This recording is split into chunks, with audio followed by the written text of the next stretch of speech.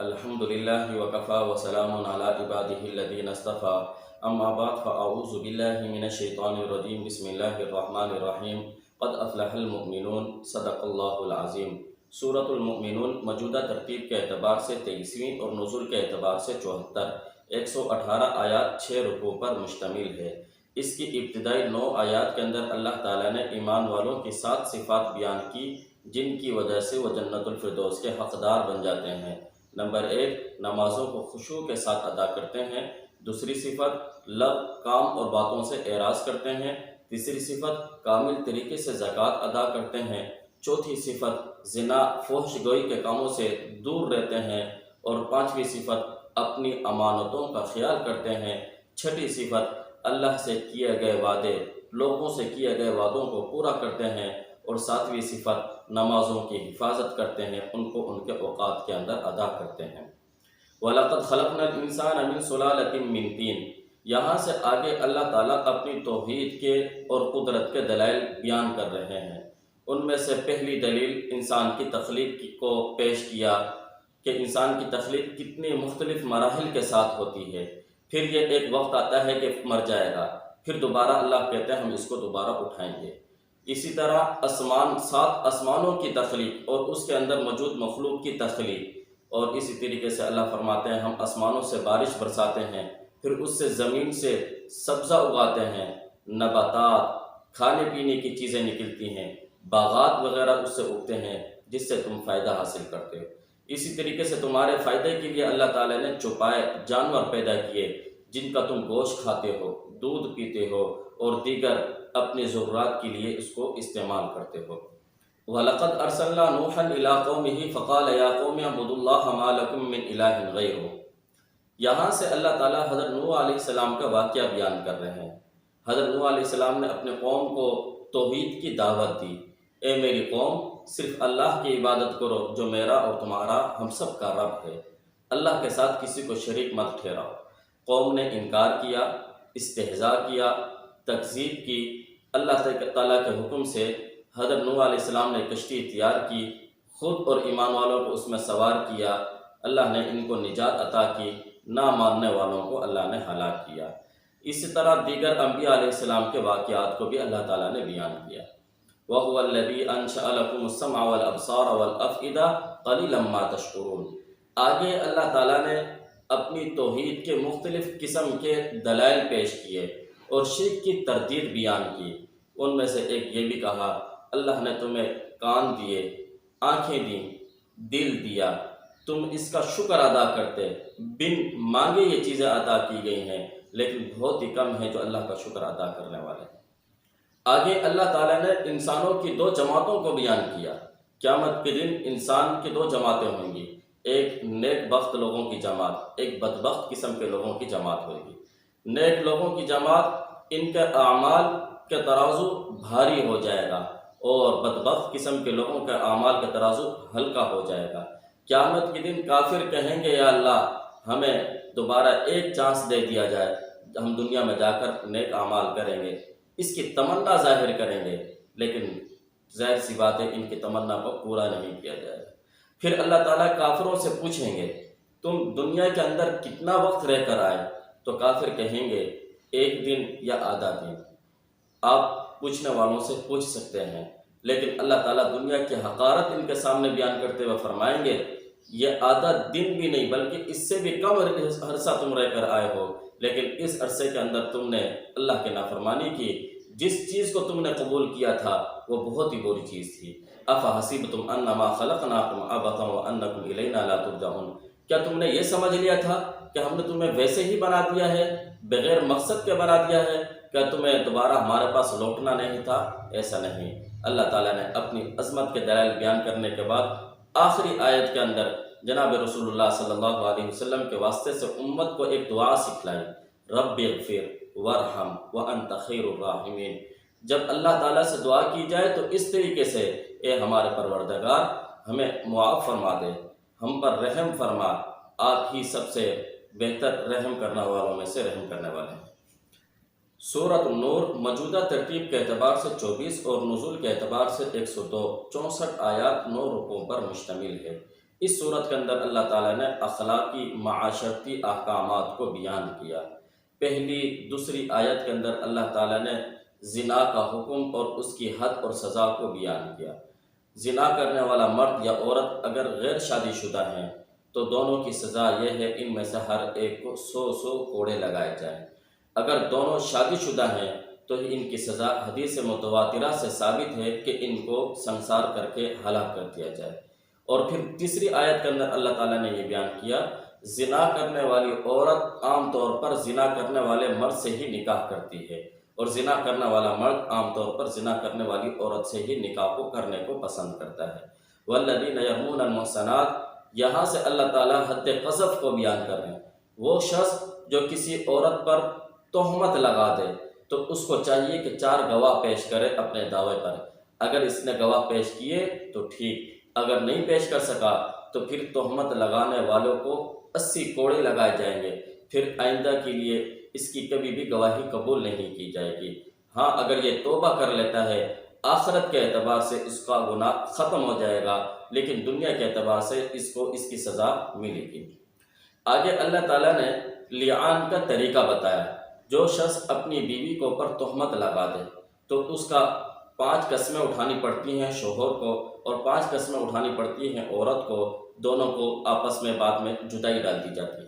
ان الذین جاءوا بالافک عصبۃ منکم، اس رکوع کے اندر اللہ تعالیٰ نے واقع افک کو بیان کیا ہے۔ سن 6 ہجری غزوہ بنی مصطلق سے واپسی کو پر آپ صلی اللہ علیہ وسلم اور تمام صحابہ کرام رضوان اللہ علیہم اجمعین نے ایک جگہ پر پڑاؤ ڈالا۔ وہاں پر اس سفر کے اندر ام المؤمنین حضرت عائشہ صدیقہ رضی اللہ عنہا بھی حضور پاک صلی اللہ علیہ وسلم کے ساتھ تھی۔ حضرت عائشہ صدیقہ رضی اللہ عنہا قضاء حاجت کے لیے کہیں چلی گئی اور یہ قافلہ روانہ ہو گیا۔ پتہ نہیں چل سکا کہ حضرت عائشہ صدیقہ رضی اللہ عنہا اس قافلے سے پیچھے رہ گئی۔ حضرت صفوان رضی اللہ عنہ کی ڈیوٹی یہ لگا گئی تھی کہ جب قافلہ روانہ ہو جائے آپ نے پیچھے دیکھنا کوئی چیز رہ تو نہیں گئی قافلے والوں کی، وہ چیز آپ نے لے کر آنی ہے۔ حضرت صفوان رضی اللہ عنہ جب پیچھے واپس پہنچے، دیکھا کہ حضرت امی عائشہ صدیقہ رضی اللہ عنہا وہاں بیٹھی ہیں، لیٹی ہوئی تھیں، تو حضرت امی عائشہ صدیقہ رضی اللہ عنہا کو انہوں نے اپنے اونٹ پر سوار کیا اور مدینہ طیبہ میں تشریف لے آئے۔ عبداللہ بن ابی جو حضور پاک صلی اللہ علیہ وسلم کا ازلی دشمن تھا، اس نے افطرا باندھا اور پروپیگنڈا کیا، حضرت امی عائشہ صدیقہ رضی اللہ عنہا کے اوپر تہمت لگا دی۔ اس رکوع کے اندر اللہ تعالیٰ نے اپنے پیارے محبوب حضرت محمد رسول اللہ صلی اللہ علیہ وسلم کی پیاری بیوی، لاڈلی بیوی حضرت عائشہ صدیقہ رضی اللہ عنہا کی براءت کا اعلان کیا اور آپ کی عفت اور پاک دامنی کی گواہی کی۔ وَلَا يَأْتَلِ أُولُو الْفَضْلِ مِنْكُمْ وَالسَّعَةِ أَنْ يُؤْتُوا أُولِي الْقُرْبَى وَالْمَسَاكِينَ وَالْمُهَاجِرِينَ فِي سَبِيلِ اللَّهِ۔ اس آیت کے اندر اللہ تعالیٰ حضرت ابو بکر صدیق رضی اللہ عنہ کی شان اور عظمت کو بیان فرما رہے ہیں۔ جب حضرت امی عائشہ صدیقہ رضی اللہ عنہ کو پر تہمت لگی، منافقین نے تہمت لگائی، پروپیگنڈا کیا، اس پروپیگنڈے کا شکار کچھ مسلمان بھی ہو گئے، ان میں حضرت مصطح رضی اللہ عنہ بھی شامل تھے۔ حضرت ابو بکر صدیق رضی اللہ عنہ ہر مہینے حضرت مصطح رضی اللہ عنہ کو کچھ نہ کچھ مال دیتے، ان کے ساتھ تعاون کرتے تھے۔ یہ غریب تھے، رشتہ دار بھی تھے، لیکن جب پتہ چلا حضرت عائشہ صدیقہ رضی اللہ عنہ کی براءت کا اعلان ہوا تو پھر حضرت ابو بکر صدیق رضی اللہ عنہ نے قسم اٹھائی، میں آئندہ مصطح کو کچھ نہیں دوں گا، کیونکہ یہ بھی اس پروپیگنڈے کے اندر شامل تھا۔ تو اللہ تعالیٰ نے حضرت ابو بکر صدیق رضی اللہ عنہ کو کہا، وَلَا يَأْتَلِ أُولُو الْفَضْلِ، جو اہل علم ہیں، اہل فضل ہیں، اہل خیر ہیں، انہیں چاہیے کہ وہ اپنے رشتہ داروں پر خرچ کرے، مساکین کو دے، جو اللہ کی راہ میں جہاد کے لیے نکل چکے ہیں ان کو بھی دے۔ حضرت ابو بکر صدیق رضی اللہ عنہ نے اپنی قسم کو توڑا، کفارہ ادا کیا، پھر اس کے بعد حضرت مصطح رضی اللہ عنہ کے ساتھ بھی تعاون کرنے لگے۔ یا ایھا الذین آمنوا لا تدخلوا بیوتا غیر بیوتکم، اس آیت کے اندر اللہ تعالیٰ گھر کے اندر داخل ہونے کے کچھ آداب بیان کر رہے ہیں۔ گھر 4 قسم کے، ایک گھر اپنا ہے، ایک گھر وہ ہے جس کے اندر سب لوگ مل کر رہتے ہیں، سب رشتہ دار رہتے ہیں، ایک گھر وہ ہے جو کسی اور کا غیر کا گھر ہے، اور چوتھا قسم کا گھر وہ ہے جس میں ہر کوئی آتا جاتا رہتا ہے، جس میں کوئی روک ٹھوک نہیں ہوتی۔ اگر پہلا گھر ہے، اپنا گھر ہے، تو اس میں داخل ہونے سے پہلے اجازت لینے کی ضرورت نہیں ہے۔ اگر دوسرے قسم کا گھر کہ جس کے اندر سب افراد رہتے ہیں، مل جل کر خاندان کے دیگر افراد بھی رہتے ہیں، یا ایسا گھر جو کسی اور کا گھر ہے، ان دونوں گھروں کے اندر داخل ہونے سے پہلے اجازت لے لی جائے اور ان کو سلام کیا جائے۔ اور اگر چوتھا قسم کا گھر ہے جیسے کہ مساجد، مدارس، جن کے اندر ہر وقت آنا جانا لگا رہتا ہے، وہاں پر اجازت لینے کی ضرورت نہیں ہے، بغیر اجازت کے بھی وہاں پر داخل ہوا جا سکتا ہے۔ قُل لِّلْمُؤْمِنِينَ يَغُضُّوا مِنْ أَبْصَارِهِمْ، اس آیت کے اندر اللہ تعالیٰ اور اس سے اگلی آیت کے اندر ایمان والے مرد اور عورت کو ایک حکم بیان کیا جا رہا ہے، اپنی نگاہوں کو نیچا رکھا کریں، غیر محرم غیر مرد کو نہ دیکھا کریں۔ اور پھر اگلی آیت کے اندر اللہ تعالیٰ نے مسلمان مومن عورتوں کے لیے پردے کا حکم بیان کیا اور بتایا کہ کن مردوں سے تم پردہ نہیں کر سکتی، ان کے بارے میں اللہ تعالیٰ نے اس آیت کے اندر بھی بیان کیا ہے۔ اللہ نور السماوات والارض مثل نورہ کمشکاۃ فیہا مصباح، اس رکوع کے اندر اللہ تعالیٰ نے 3 مثالیں بیان کی، ایک اہل ایمان کے لیے، 2 اہل باطل کے لیے۔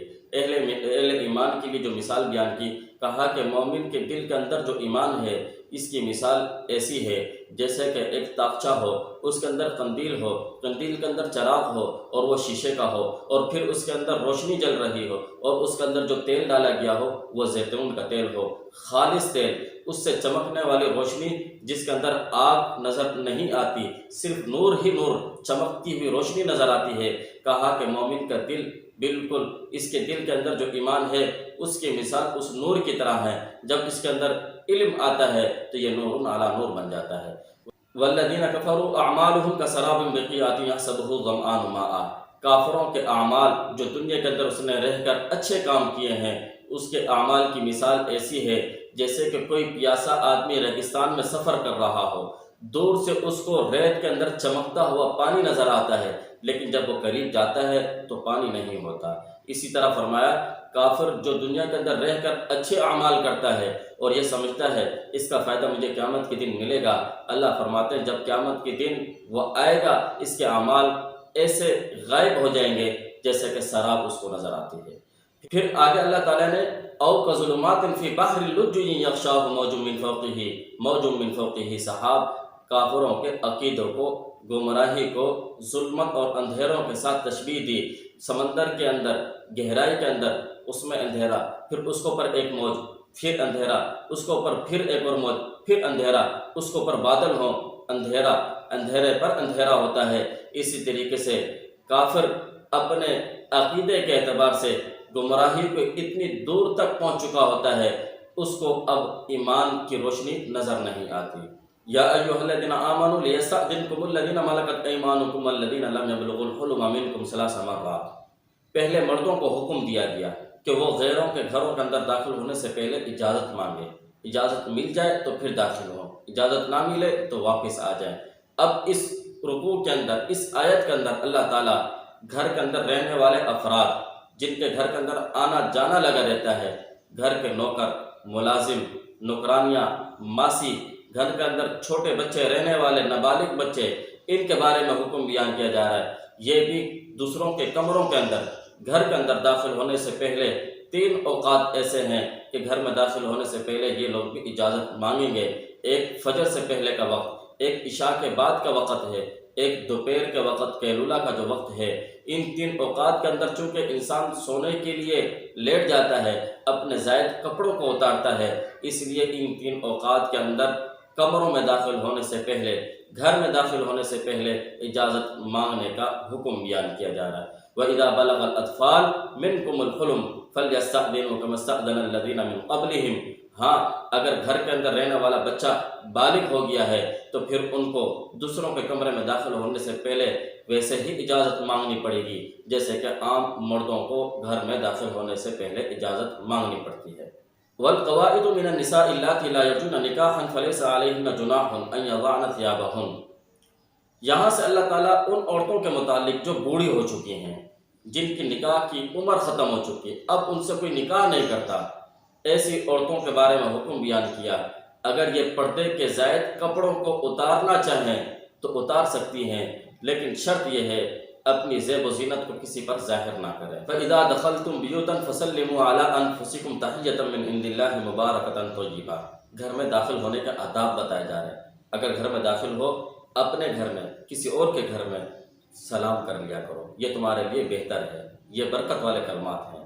انما المؤمنون الذین آمنوا باللہ ورسولہ، یہ آیت غزوہ احزاب کے موقع پر نازل ہوئی، اور مسلمانوں کو حکم دیا جا رہا ہے جب کسی اجتماعی مشورے کے لیے تم سب کو جمع کیا جائے، وہاں پر بغیر اجازت کے چلا جانا یہ مناسب نہیں ہے اور نہیں جانا چاہیے۔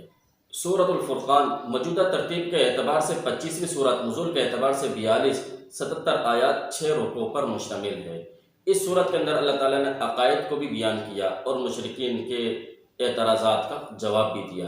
وقال الذین کفروا ان ھذا الا افک افتراہ اعانہ علیہ قوم آخرون۔ مشرکین کا ایک اعتراض یہ تھا کہ یہ کلام پاک قرآن مجید یہ اللہ کا کلام نہیں ہے، اس کو محمد رسول اللہ صلی اللہ علیہ وسلم نے اپنی طرف سے گھڑ لیا ہے اور ان کی مدد یہودیوں نے کی ہے۔ تو یہاں پر آگے اللہ تعالیٰ نے جواب دیا، قل انزلہ الذی یعلم السر فی السماوات والارض، آپ ان کو کہہ دیجئے یہ اللہ کی طرف سے نازل شدہ کتاب ہے، وہ اللہ جو آسمان اور زمین کی پوشیدہ باتوں کو بھی جانتا ہے۔ وقالوا ما لهذا الرسول یأکل الطعام ویمشی فی الاسواق۔ ایک اور اعتراض جناب رسول اللہ صلی اللہ علیہ وسلم پر یہ ہوتا تھا، یہ کیسے اللہ کے رسول ہو سکتے ہیں، حالانکہ یہ کھاتے ہیں، پیتے ہیں، بازاروں میں چلتے ہیں، ان کے ساتھ کوئی فرشتہ نہیں ہے، ان کے پاس کوئی خزانہ نہیں ہے۔ اگر یہ اللہ کے رسول ہوتے، ان کے پاس خزانہ ہوتا، ان کے ساتھ کوئی فرشتہ ہوتا جو لوگوں کو بتاتا کہ یہ اللہ کے رسول ہیں، تم ان کو پر ایمان لاؤ۔ اللہ تعالیٰ نے اس کا جواب دیا، وَمَا أَرْسَلْنَا قَبْلَكَ مِنَ الْمُرْسَلِينَ إِلَّا إِنَّهُمْ لَيَأْكُلُونَ الطَّعَامَ وَيَمْشُونَ فِي الْأَسْوَاقِ۔ اللہ تعالیٰ نے جواب دیا، بعض رسول ایسے گزرے جن کی نبوت تمہارے یہاں بھی مسلم ہے، جن کو تم بھی نبی مانتے ہو، ابراہیم علیہ السلام، وہ بھی کھاتے تھے، وہ بھی چلتے تھے، وہ بھی پھرتے تھے بازاروں کے اندر، لہٰذا کھانا پینا یہ نبوت کے منصب کے خلاف نہیں ہے، لہٰذا اس طرح کے اعتراض کرنا یہ درست نہیں ہے۔ اللہ تعالیٰ ہمیں احکامات الہی پر عمل کرنے کی توفیق عطا فرمائے۔ وآخر دعوانا ان الحمد للہ رب العالمین۔